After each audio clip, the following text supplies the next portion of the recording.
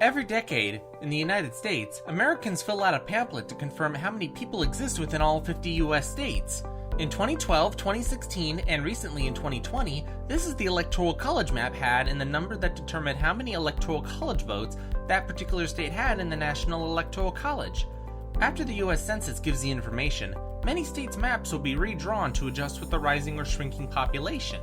If you do not know what the Electoral College is, as you might be an outside of the US resident, I'm going to throw some links into the description if you want a quick crash course on how it all works. When it comes time for the 2024 and 2028 presidential elections in the future, those elections will follow with the change of the Electoral College map. Many people, including myself, know that my home state of Illinois will be losing electoral votes in this census, so I thought it would be interesting to see what we might expect from the Electoral College map and see what it brings to the table. Everything hasn't been 100% confirmed, but these are speculation as to what we are expecting, so let's start off with the losers. Illinois. As I just mentioned, Illinois is becoming a place that many are running to the hills in fear, as many things like weather, no good paying jobs, congestion, and a cost of living that isn't worth it, people are packing up and leaving. Illinois has made an awful habit of losing electoral votes. The last time Illinois had gained electoral votes was as far back as 1910. In every presidential election since the 1920s, Illinois has either lost electoral votes or has stayed still in the Electoral College. The highest was in the 1930s with 29 electoral votes, but in the 2020 election, it was only 20 votes, and the trend will be highly expected to go again in the 2020 census. Speculation is considering Illinois will go down to 19 or 18 electoral votes. New York, another big loser in the 2020 census. New York has been struggling heavily due to the coronavirus. People are out when it comes to hope in the Big Apple. Residents are also getting sick and tired of the big city life, and the cost of living isn't helping anyone. Though this isn't anything new, back in the 1970 census, New York had an electoral count of 41. The 1980s hit hard when the state went from 41 votes to 36, and in every census has also sent some sad stories for New York State. 1990 New York went from 36 to 33, 2000 dropped to 31, and 2010 dropped to 29. I would be lying if 2020 New York might try to stage a comeback. I would not be shocked if New York's future censuses paint a sad story even further for New York. Speculation is considering New York will go down to 28 or even 27 electoral votes. Rhode Island. Little Rhodey is another state that needs to solve some of the state's issues. Since there's speculation, it might lose the electoral vote that it has in comparison to some of its neighbors, like Vermont and Delaware. Most are also sick of the high cost of living and other issues like infrastructure. Per capita, Rhode Island has the worst roads in the US, which strikes me as odd.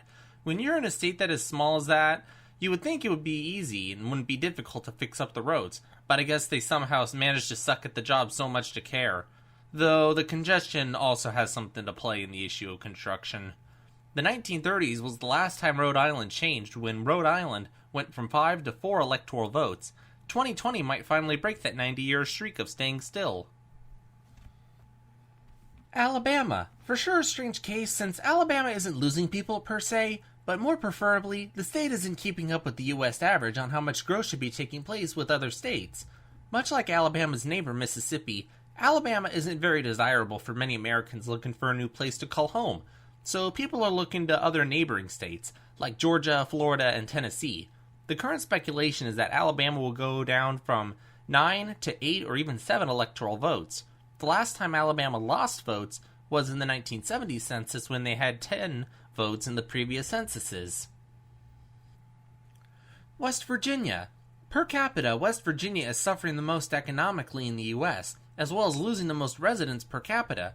West Virginia is one of the more sad situations in the U.S., as West Virginia has dealt with a harsh and vacant job environment, the loss of the mining and coal industry, and other problems like West Virginia is one of the most harshly affected by the opioid addiction situation.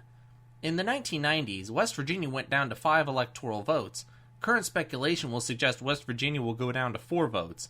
It might not be a shocker if in the future censuses, West Virginia will go down to finally 3 votes. Those states are the most likely to lose electoral votes. Now it's time to go to some other states and see what might occur. Some of these Midwest and Rust Belt states like Minnesota, Michigan, Ohio, and Pennsylvania These states are running all over the place when it comes to population growth or shrinkage throughout the 2010s. Depending on the situation, these states could lose an electoral vote apiece, but these aren't as likely. California, another state that is starting to be on the decline. As most recent in 2020, California finally had a year where the percentage of residents had declined. Even before 2020, while there was a tremendous amount of hype from Republicans in the aspect that California is just this place where people are running to the hills in horror, the reason being is that it sucks to live so much in California. While people had left, people had also moved in for some bizarre reason. In contrast, it might take some time for California to lose votes finally, but the idea of California losing votes won't be out of the question in the future censuses.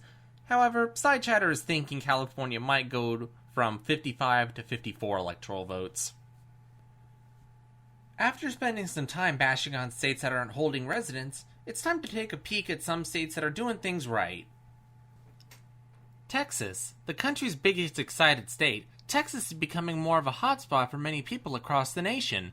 With a strong job market, a low cost of living, no income tax, culture, and a Texas size of other great things. I'm sorry about that joke, I won't say that again. Texas has been on the rise for quite a tremendous amount of time, as the last time Texas had lost any population was 1949. However, it was estimated to only be about 3,000 in the red that year. Regardless, Texas has never lost electoral votes, and 2020 is no different. Current speculation suggests Texas could go from 38 votes to as far as 40 or 41 electoral votes. Florida, widely considered to be one of the most desired states for any presidential candidate, is to win the election of Florida, with the state's 29 electoral votes, which was tied with New York in 2012, 2016, and 2020 as the third most significant amount of votes. As previously mentioned, New York is considered undebatable in an argument to go down to fourth place in votes. It's going to go down. At the same time, Florida is going to go up. Much like Texas, Florida is running the state quite well. In comparison, many people are mad about politicians in New York in regards to the pandemic. Florida, by stark contrast, has gotten mad respect for handling the economic pitfalls of the pandemic. The state is tax-friendly with no income tax, weather that no one would pass up, culture, and other things that will continue to drive residents into Florida. Current suggestions play that Florida will go up to 30 or 31 electoral votes. Those two are the big heavyweights in the fight for bringing in residents, but these states are also doing a decent job in bringing them in, starting with Arizona, one of the most desired states for people looking for something that represents California to them, but doesn't have the cost of living that would make it go spiraling in circles. It's tax-friendly along with being warm all year, makes this place well-liked for the retirement crowd. Colorado, another state that Californians are relocating to, but it isn't as warm in Colorado, not at all. It's pretty tax-friendly altogether, and wages are substantial. It's also very well liked for those that are looking for a lot of outdoor activities. With all the mountains, streams, and forests, it isn't hard to see why Colorado is becoming popular, or the legalized weed might be bringing people in, why one would want to move there. Montana. This state is designated to get back the electoral vote that it had lost back in the 1990s. Another state that is pretty, along with a firm cost of living, will help bring Montana back to its roots. Oregon, one of the big hotspots for even more Californians, is because it isn't as expensive, but things like nature, industry, and no sales tax will also bring people into the state. Though, from a very unrefined viewpoint, Oregon sounds like an expensive version of Colorado. These states are designated to gain around one vote apiece in the U.S. representation. After crunching the numbers together, if the 2020 Electoral College map were used with the 2024 numbers, Biden would win 303 electoral votes to Trump's 235, or take 2 votes from Biden and put them in Trump's column. In conclusion, what kind of electoral results will happen if these are the numbers? From recent map results, I'd say Republicans will be a nudge stronger for the 2024 election, but that won't get the nomination across the finish line. Thanks for sticking around. Moonlight Productions is an independent entertainment production channel. Please slap a like, comment, or please share if you enjoyed the video. Subscribing to Moonlight Productions will also help you as you find new videos in the future in your subscriptions tab. Thank you for your time, and take care of yourself. Bye!